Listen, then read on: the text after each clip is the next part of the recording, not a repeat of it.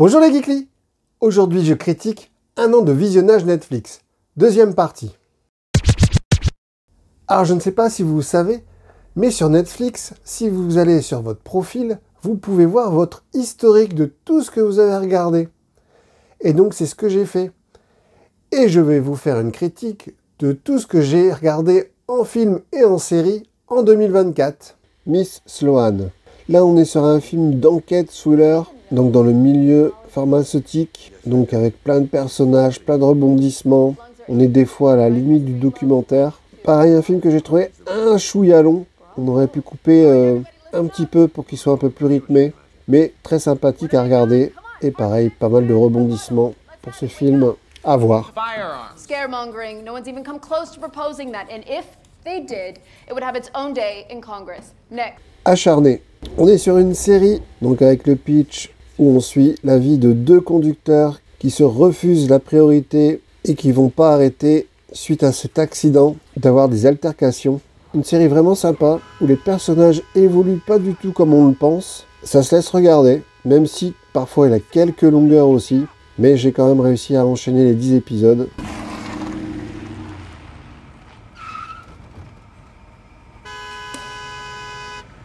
Bodkin. Encore une série en 7 épisodes où on suit une équipe de podcasteurs qui partent dans un village pour résoudre un mystère.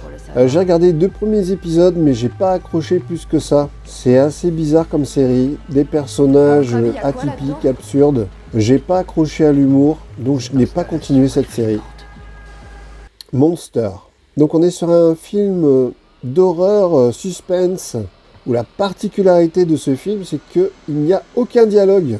Bon, le film est court, 1h24, mais c'est vraiment trop bien fait. Donc on suit l'enlèvement de deux filles et on va voir comment ils essayent de s'échapper de leur ravisseur. Vraiment super film, j'ai adoré, c'est vraiment bien fait et c'est vraiment à voir.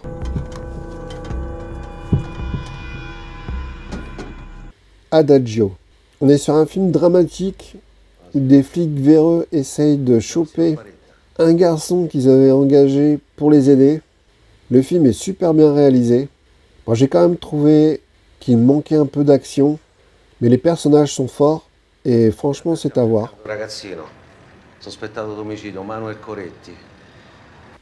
Eric. Donc on est sur une série où un enfant disparaît et donc on suit l'enquête ainsi que la vie du père, interprété par Benedict Cumberbatch. Donc heureusement que c'est une mini-série et qu'on veut absolument savoir qu'est-ce qui s'est passé, pourquoi l'enfant a disparu. Parce que je vous cache pas qu'il a beaucoup de longueur dans cette série. J'ai eu un peu de mal à regarder jusqu'au bout. Mais au final, la série est quand même bien. Elle aurait peut-être mérité un épisode en moins pour donner un peu plus de rythme.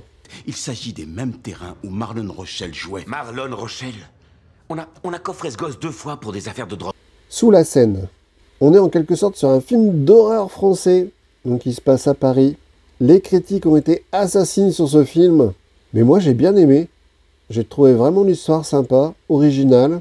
Les effets spéciaux, ça va, ça passe. Non, j'ai vraiment passé un bon moment avec ce film. Bon, ça vaut pas les Dents de la Mer, mais franchement, j'ai bien aimé. Bien que certains personnages, c'était des gros clichés, comme la mairesse. En remontant la Seine, ils ont dû trouver l'endroit idéal pour faire leur nid. Dans les catacombes, ils sont en sécurité. La Croisade. Encore un film français, avec un sujet particulier, où des enfants se mettent à vendre des objets de leurs parents pour pouvoir obtenir de l'argent pour un projet humanitaire mystérieux. Donc c'est un film un peu absurde, mais qui se laisse regarder. Le film est court, ça c'est bien, et une fin surprenante. À voir. Bah, Guillaume, il a vendu un tableau, je crois. Guillaume, il a vendu un tableau. Crazy Bird. Alors là, on est sur un gros film délire, où un avion se crache en larguant sa cargaison de drogue, et c'est un ours qui tombe dessus, et qui devient complètement fou. Donc là, on est sur un film horreur limite gore, mais vraiment super sympathique. Du suspense, de l'action, de la comédie. J'ai vraiment adoré ce film.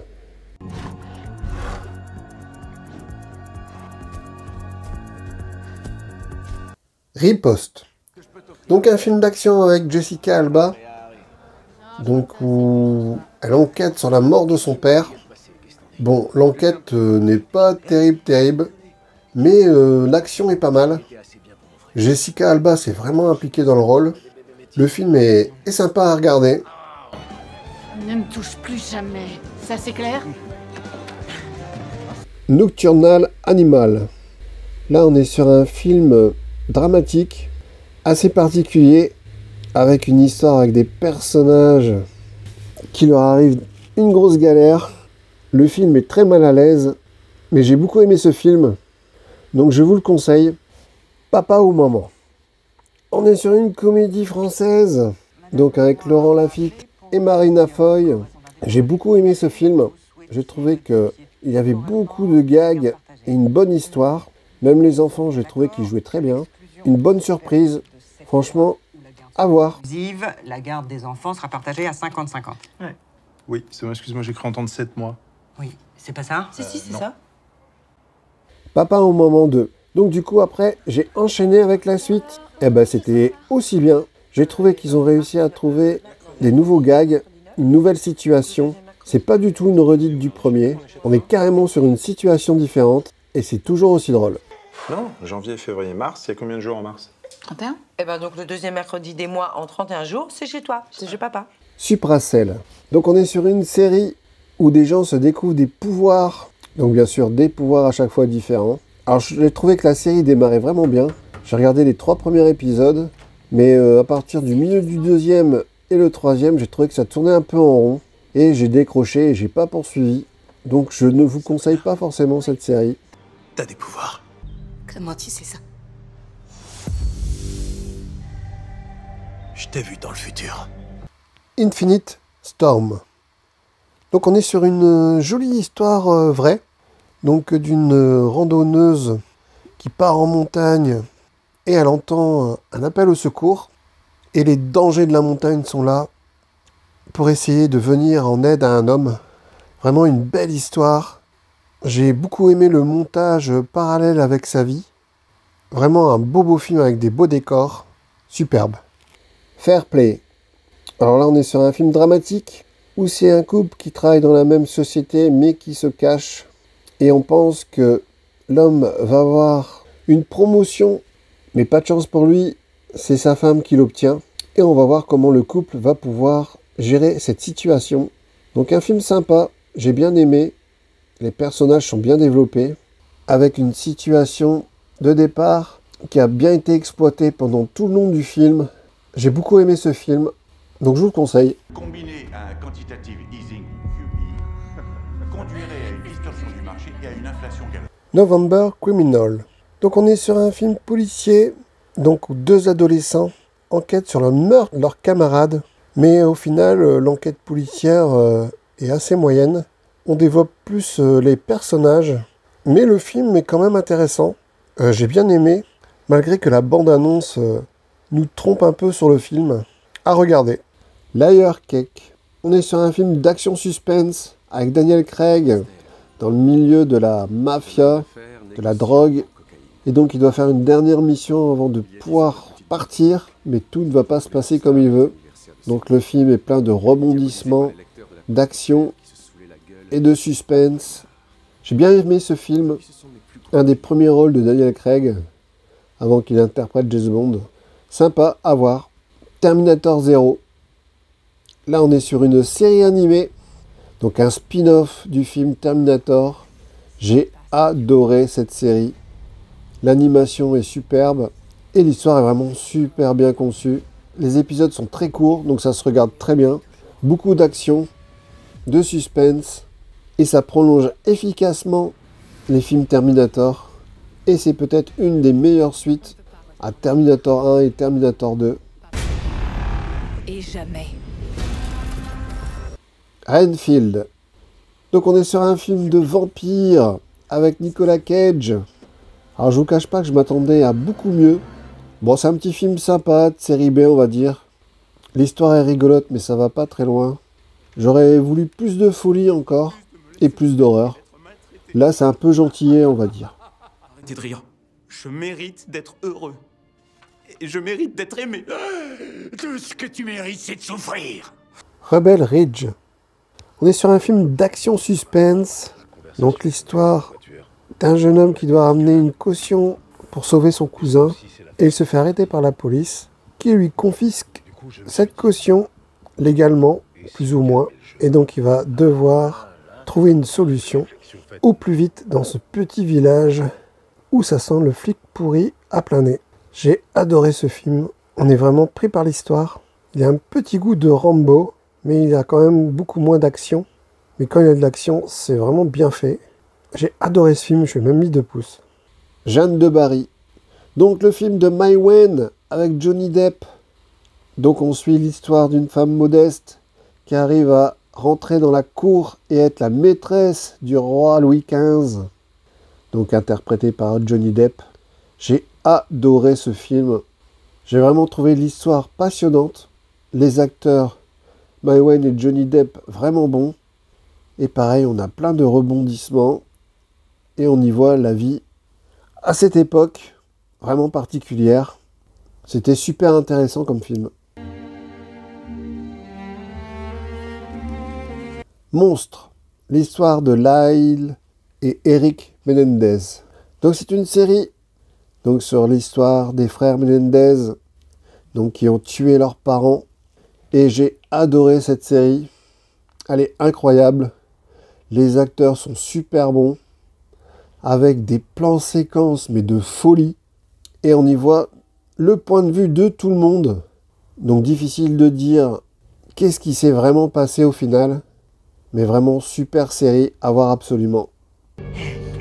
Je suis là, je t'aime, tu m'entends? Asteroid City, donc un film de Wes Anderson. Donc c'est pareil, Wes Anderson, il a un cinéma assez particulier. Il aime bien filmer tout centré, avec une superbe lumière. C'est limite des photos. Bon, j'ai pas trop accroché sur ce film, Asteroid City. Le film démarrait plutôt pas mal. Mais après, je trouve qu'il tourne en rond. Donc je me suis assez ennuyé sur la fin. C'est pas son meilleur film pour moi.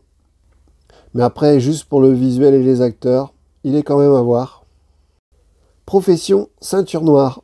C'est un polar où donc une équipe de policiers est chargée de surveiller des prisonniers qui doivent terminer leur peine avec un collier électronique à la cheville. Et donc ils sont là pour bien surveiller qu'ils ne l'enlèvent pas ou qu'ils s'éloignent de chez eux. Un petit film coréen sympathique avec des jolies scènes d'action. Après je trouve que le personnage principal est un peu trop lisse, mais un film sympathique à regarder.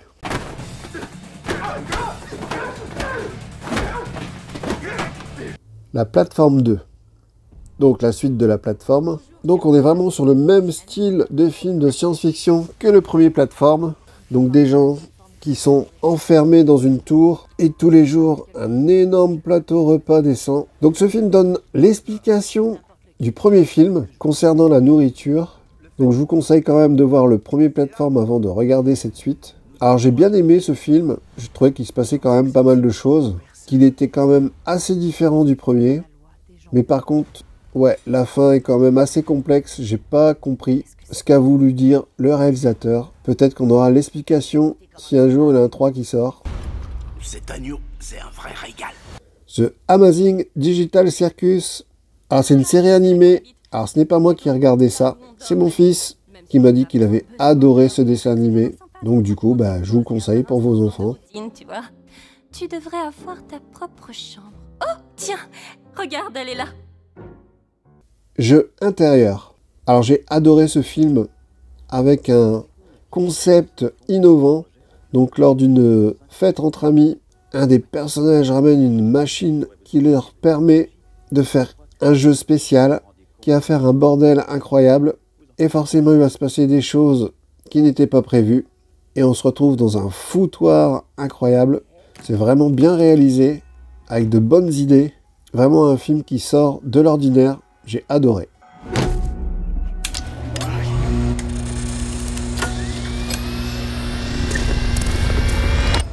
Un triomphe. On est sur un film français avec Cadmerade. Donc bien qu'il ait un petit peu d'humour, c'est quand même un film dramatique. J'ai vraiment bien aimé ce film où des prisonniers apprennent une pièce de théâtre grâce à Cadmerade, qui est leur prof de théâtre. Un film avec beaucoup de sentiments et qui est aussi tiré d'une histoire vraie. Donc je vous le conseille vraiment, ce film. Mais là, vous êtes pas marrant, vous êtes tendu, là. Non, je suis pas tombé. Si. Et ça paye bien le théâtre, sinon? Ben là, regarde ses pompes. Uranus.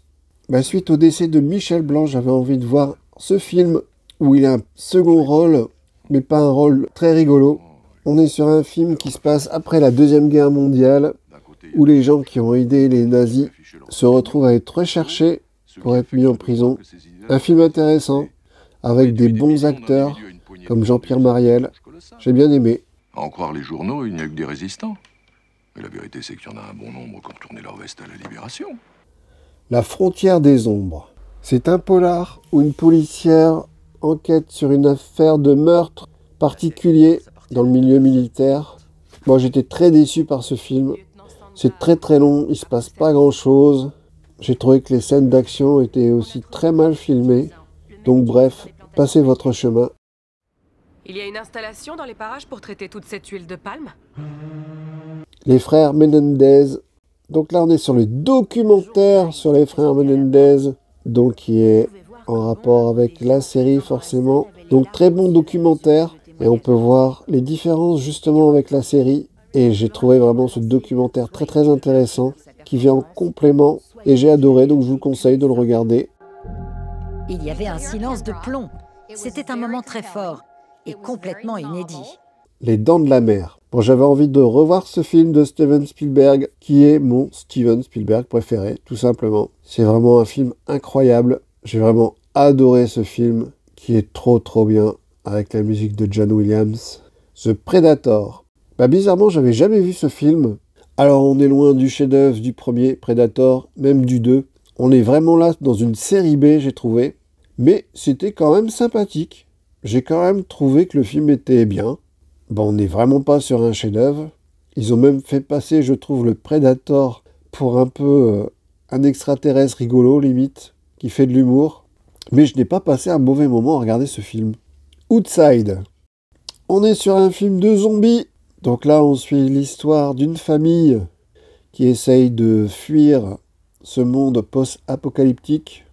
Et on est plus sur les histoires familiales que sur les morts vivants. Donc un point de vue assez intéressant. Donc j'ai bien aimé ce film, qui sort un petit peu des films de zombies traditionnels. À voir. Save the Children. Un concert pour la postérité. Donc c'est un documentaire et en même temps un concert. C'est un concert avec uniquement des artistes noirs. Donc on y retrouve principalement tous les chanteurs de la Motown. Donc je vous cache pas que j'ai regardé le début, mais après j'ai vite zappé sur les Jackson 5. Entre chaque artiste, il y a des discours des membres de l'église et c'est pas très intéressant. Mais par contre, la prestation des Jackson 5 est incroyable. Donc regardez au moins ce passage. L'Attaque des Titans, saison 2. Alors le problème de Netflix, c'est qu'ils avaient mis la saison 1 de l'Attaque des Titans, mais ils n'avaient pas mis la suite. Enfin, ils n'avaient pas mis la saison 2 ni 3. Ils avaient juste mis la saison 1 et 4. Et là, ça y est, ils ont mis la saison 2 et 3. Donc là, je suis en train de regarder la saison 2. Donc l'Attaque des Titans, c'est vraiment trop bien. Super animé. Je trouve que l'histoire est vraiment super bien. Ils arrivent à trouver des rebondissements à chaque fois. Et on en apprend de plus en plus sur les Titans au fur et à mesure des épisodes. C'est trop bien. Cry Macho. Donc c'est l'un des derniers films de Clint Eastwood. Donc j'étais super déçu par ce film. Il n'y a pas du tout d'action. C'est une histoire sentimentale avec un jeune garçon. Et il se passe pas grand chose finalement pendant tout le film. Et c'est vraiment triste de voir Clint Eastwood aussi vieux. Il aurait peut-être mieux fait de donner le rôle à un autre acteur, plus jeune. Bon, ça se regarde quand même, mais pas forcément à voir. Une femme en jeu. Donc on est sur un film dramatique.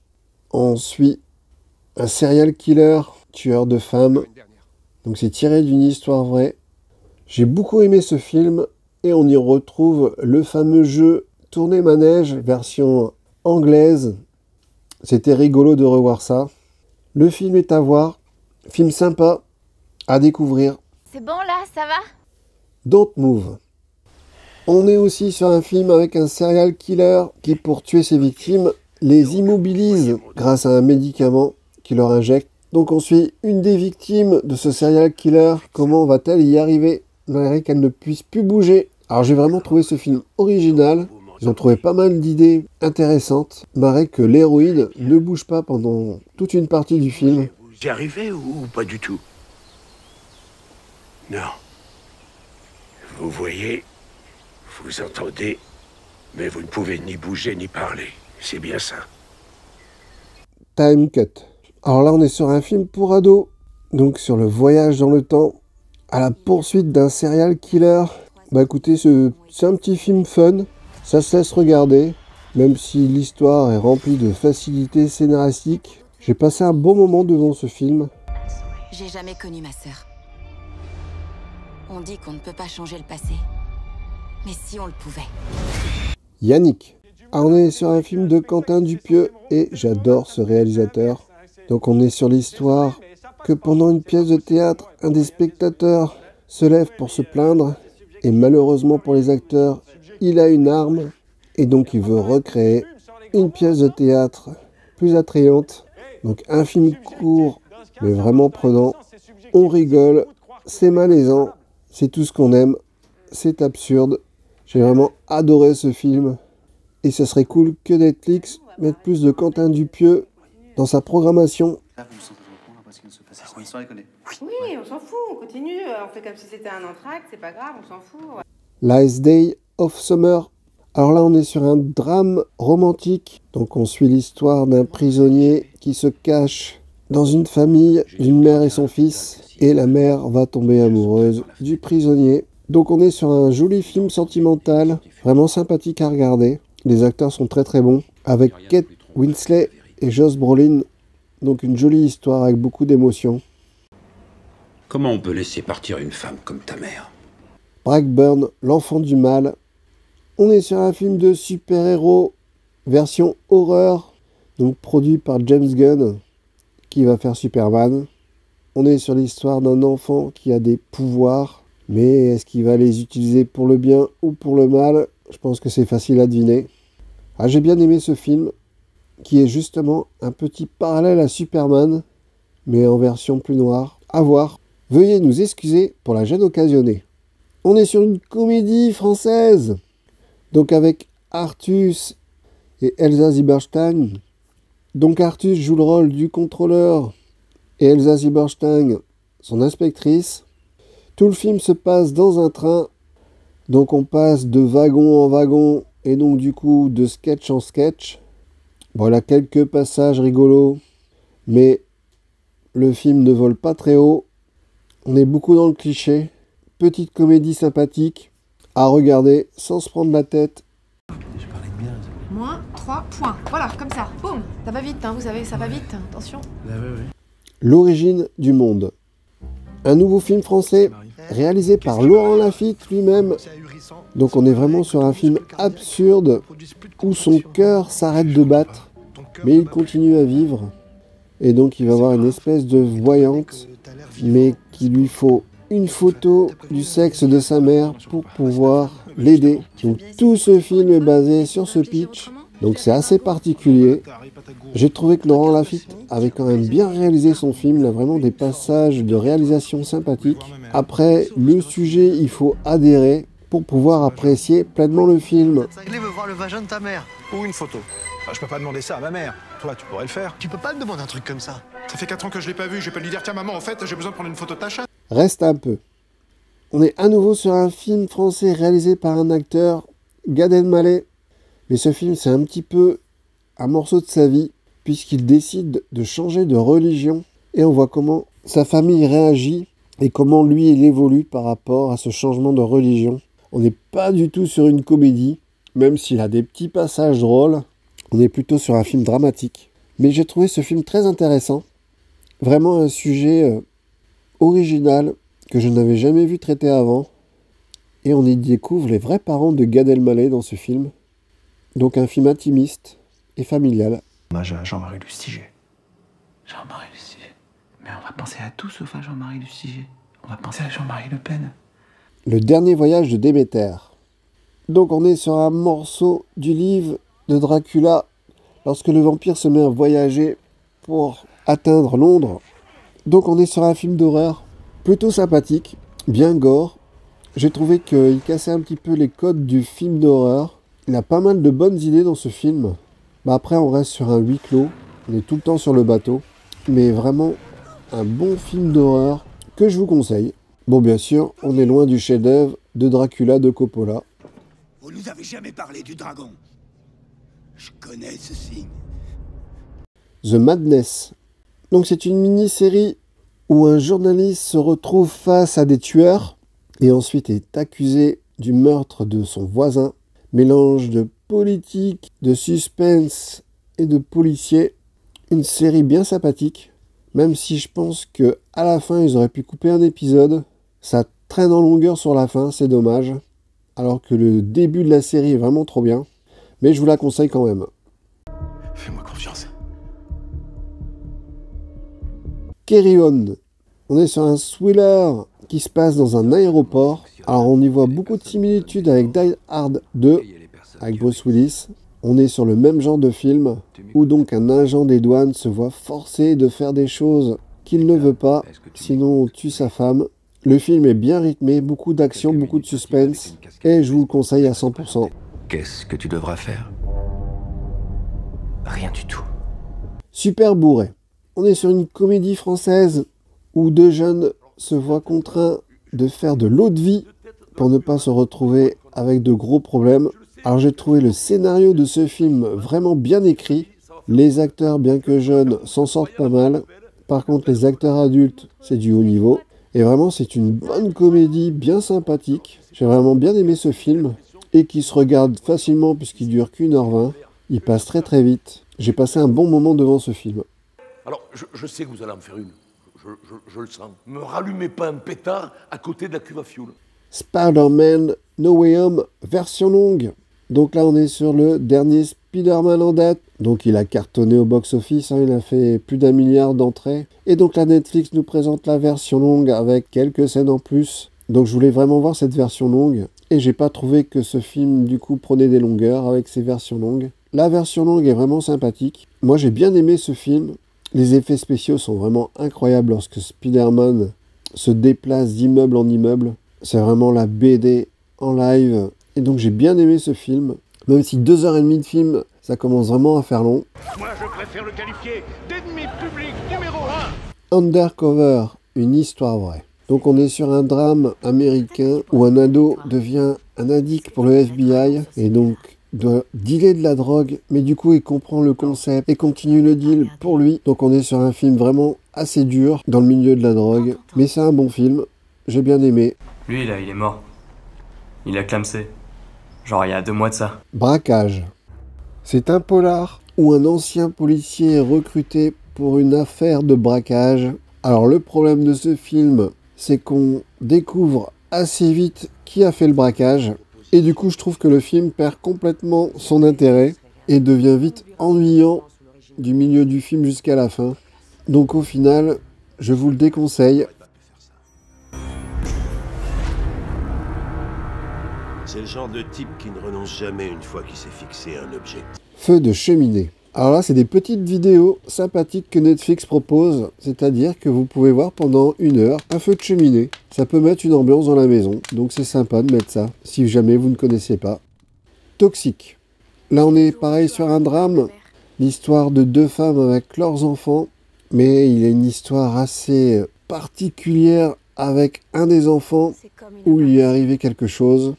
Le film nous plonge dans une ambiance assez particulière, où on entend pendant tout le film la voix de l'enfant qui pose des questions à l'héroïne. Rien n'est vraiment expliqué, mais on comprend assez facilement ce qui s'est passé. J'ai trouvé le film un peu long pour son sujet, mais il était quand même intéressant à regarder. Bonjour. Bonjour.